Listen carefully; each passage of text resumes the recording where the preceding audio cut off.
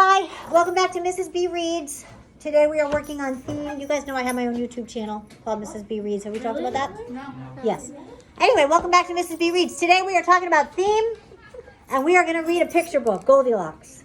We know that theme is the author's overall message. It's the moral of the story. So let's see if we can figure out what the theme of this book is. Okay, Goldilocks and the Three Bears. Once there was a little girl named Goldilocks. What a sweet child, said somebody new in town. Ha, that's what you think, said a neighbor. That tells us what about Goldilocks? She's a troublemaker, exactly right. One morning, Goldilocks' mother sent her to buy muffins in the next village. You must promise not to take the shortcut through the forest, she said. I've heard that bears live there. I promise, said Goldilocks. Huh. But to tell the truth, Goldilocks was one of those naughty little girls who do exactly as they please. And so into the woods she went. I know. I think I promise is like a sin. Meanwhile, in a clearing deeper inside the forest, in a charming house all their own, a family of brown bears was sitting down to breakfast. Patooey! Cried big old Papa Bear. This porridge is scalding. I've burned my tongue. I'm dying, cried Baby Bear. Oh, now really, said Mama Bear, who was of medium size. That is quite enough. Baby Bear is a bit of a drama queen. I know, said Papa Bear. Why don't we go for a spin while the porridge is cooling? Excellent, said Mama Bear. So they got on their rusty old bicycle and off they went. Tra-la. A few minutes later, Goldilocks arrived at the bear's house. She walked right in without even bothering to knock. On the dining room table were 3 inviting bowls of porridge. I don't mind if I do, said Goldilocks, helping herself to the biggest bowl. But the porridge in the biggest bowl was much too hot. Patooey, said Goldilocks, and she spat it out. Next, she tasted the porridge in the medium-sized bowl, but that porridge was much too cold. Then Goldilocks tasted the porridge in the little bowl, and it was just right, neither too hot nor too cold. In fact, she liked it so much, she gobbled it all up. Put your pencils down and pay attention.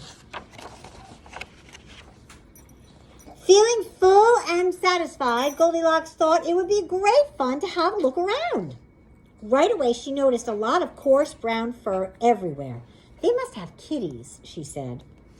In the parlor, there were 3 chairs. I don't mind if I do, she said, climbing into the biggest one. But the biggest chair was much too hard, and she just couldn't get comfortable. Next, she sat in the medium-sized chair. But that chair was much too soft, and she thought she might never get out. Then Goldilocks sat in the little chair, and that was just right. Neither too hard nor too soft. In fact, she liked it so much that she rocked and rocked until the chair fell completely to pieces. Now all that rocking left Goldilocks quite tuckered out. I could take a little snooze, she said. So she went to look for a comfy place to nap. Upstairs were 3 beds. I don't mind if I do, said Goldilocks.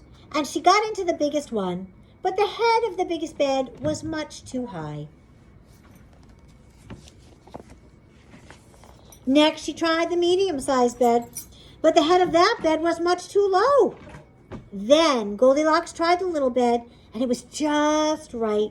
Soon she was all nice and cozy and sound asleep. She did not hear the bears come home.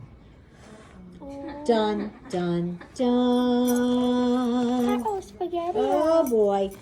The 3 bears were mighty hungry, but when they went in for breakfast, they could scarcely believe their eyes. Somebody's been in my porridge, said Papa Bear. Somebody has been in my porridge, said Mama Bear. Somebody's been in my porridge, said Baby Bear, and eaten it all up. In the parlor, the 3 bears were in for another little surprise. Somebody has been sitting in my chair, said Papa Bear. Somebody's been sitting in my chair, said Mama Bear. Somebody's been sitting in my chair, said Baby Bear, and broken it to smithereens. Oh, dear. Poor the baby bird. The three bears went upstairs on tiptoe, not knowing what they would discover. At first, everything seemed fine. But then Papa Bear lay down on his big brass bed. "Somebody has been lying in my bed," he cried, and he was not amused. Uh-oh, spaghetti. "Egads!" cried Mama Bear. "Somebody has been lying in my bed." "Look!" cried Baby Bear. "Somebody's been lying in my bed, and she's still there." "What?" Uh-oh, Raggy. "Now see here!" roared Papa Bear. Goldilocks woke up with a start, and her eyes nearly popped out of her head. But before the bears could demand a proper explanation, Goldilocks was out of bed, out the window, and on her way home. "Who was that little girl?" asked Baby Bear. "I have no idea," said Mama Bear, "but I hope we never see her again." And they never did.